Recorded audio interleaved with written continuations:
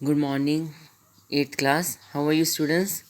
सो students, आज हम reader का चैप्टर नंबर 14 शुरू करेंगे, शरद बाबू। ठीक है बच्चे? तो इस पाठ के माध्यम से बेटे हमने सीखा है कि शरद बाबू के रूप में एक विशिष्ट साहित्यकार के जीवन के माध्यम से तुम्हें जीवन में संघर्ष का महत्व बताना है। तुम साहित्यकार का परिचय प्राप्त कर उनकी कृतियों को पढ़ना चाहोगे। इससे तुम में साहित्य के प्रति रुचि जागेगी। कहते हैं कि पूत के पैर पालने में ही नजर आ जाते हैं। शरदचंद्र भी उन्हीं लोगों में से एक थे। शरदचंद्र का साहित्य हमारे लिए एक अमूल्य धरोहर है, जिन्हें हमें संजोकर रखना हमारा कर्तव्य है। कहानी स्टार्ट करते हैं बेटे।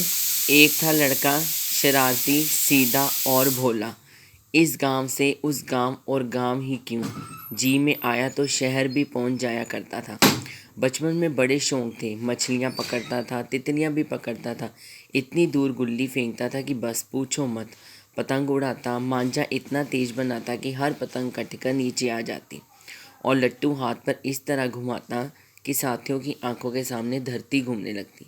8-9 साल की आयु में एक दिन सुना कि बसंतपुर गांव में मछली पकड़ने की बंसियां बड़ी अच्छी मिलती हैं, लेकिन वहां पहुंचा कैसे जाए। अकेले जाने की हिम्मत नहीं थी। अचानक पता लगा कि गांव का लठैत नयन सरदार गाय खरीदने उसी गांव जा रहा है। बस फिर क्या था, चुपके से बिना किसी से कुछ कहे नयन सरदार के पीछे हो लिया। बहुत दूर जाने पर सरदार को पता लगा कि उसके पीछे एक बालक है। बेचारा परेशान, करे तो क्या करे। गांव से इतनी दूर आ चुका था कि लौटना मुश्किल था। बेबस बालक को साथ ले जाना पड़ा। गांव में पहुंचे, पता नहीं बंसियां मिली या नहीं, लेकिन लौटते वक्त रात हो गई। उन दिनों डाकुओं का बड़ा जोर था।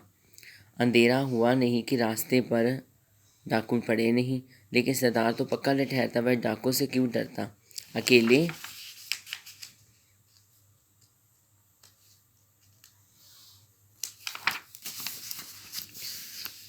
अकेले ही बालक को लेकर लौट पड़ा। जिसका डर था वही हुआ। डाकुओं के एक दल ने उन्हें घेर लिया। ये लोग झाड़ियों के पीछे छिपे रहते थे और इनके पास बांस के छोटे छोटे भारी फाफड़े होते थे। पैरों को निशाना बनाकर पीछे से फावड़ा दे मारते। चोट खाकर बेचारा पथिक गिर पड़ता और वे आकर लाठियों से मार मार कर उसकी जान निकाल देते। लेकिन नयन सरदार तो लठैत था ना। आहट मिलते ही डाकुओं को ललकारा। आवाज़ सुनकर किसी की हिम्मत ना हुई कि सामने आए। दोनों बहादुरी से चलते हुए गांव लौट आए। उसके बाद घर पर जो हुआ वह किस्सा तो अलग ही है। वह बालक साहसी, लेकिन उसका ये मतलब नहीं कि उसे पढ़ने लिखने का शौक नहीं था। इस बालक ने जहाँ शरारतें की वहाँ इनाम भी जीते। पढ़ता तो इतना मन लगा कर पढ़ता कि सारी दुनिया को भूल जाता। बड़ा होकर ये बालक कॉलेज में पहुंचा तो खुद ही पढ़ता ही था, घर के दूसरे बच्चों को भी पढ़ाता था। एक दिन की बात है, परीक्षा आ पहुंची थी। उसने अपने छात्रों को बुलाया और कहा, देखो कल मेरी परीक्षा है, आज नहीं पढ़ाऊंगा। जो कुछ पूछना हो कल आकर पूछना। गुरु का ये आदेश सुनकर वे सब चले गए और दूसरे दिन सवेरे आए। दरवाज़ा बंद था। डरते डरते दरवाज़ा खोलकर अंदर घुसे। देखा गुरुजी लालटेन की रोशनी में बैठे पढ़ा रहे हैं। बच्चों को देखकर बड़े नाराज़ हुए। बोले, परेशान करने के लिए आ गए। कहा था आज नहीं पढ़ाऊंगा, जाओ कल सवेरे आना। बच्चे हैरान रह गए। डरते डरते एक ने कहा, सवेरा तो अभी का कब का हो चुका है। तब गुरुजी ने खिड़की खोली। सचमुच सूरज निकल आया था। बेचारे लजा गए, लेकिन देखा पढ़ने की कैसी धुन थी। पूरी रात बीत गई और उन्हें पता भी नहीं चला। कॉलेज में विज्ञान की परीक्षा थी। बालक के उत्तरों को पढ़कर परीक्षक हैरान रह गया। सोचा हो ना हो इसमें नकल की है। उसने बालक को बुलाया और फिर नए प्रश्न पूछे। बालक ने उनके जो उत्तर दिए उन्हें सुनकर परीक्षक को बालक की स्मरण शक्ति का लोहा मानना पड़ा। जानते हो वह कौन था? वह लड़का था शरदचंद्र, जो आगे चलकर भारत का प्रसिद्ध उपन्यासकार बना। शरदचंद्र का जन्म 1876 में बंगाल के हुगली जिले के देवानंदपुर गांव में हुआ था। उस दिन सितंबर की 15 तारीख की पूर्णिमा तिथि थी। पूर्णिमा को चांद पूरा निकलता है। शरदचंद्र नाम भी चांद की तरह ही याद दिलाता है। शरद बाबू बचपन में गांव के स्कूल में ही पढ़ते थे। फिर उन्हें अपने नए यहाँ भागलपुर ले आई। पढ़ने के साथ साथ शरद बाबू को अखाड़े का भी शौक था। उसके मित्र भी बहुत थे। उनमें राजेंद्र उर्फ राजू नाम का एक लड़का था। उसका बहुत अच्छा मित्र था। सच तो ये है कि वह शरद बाबू के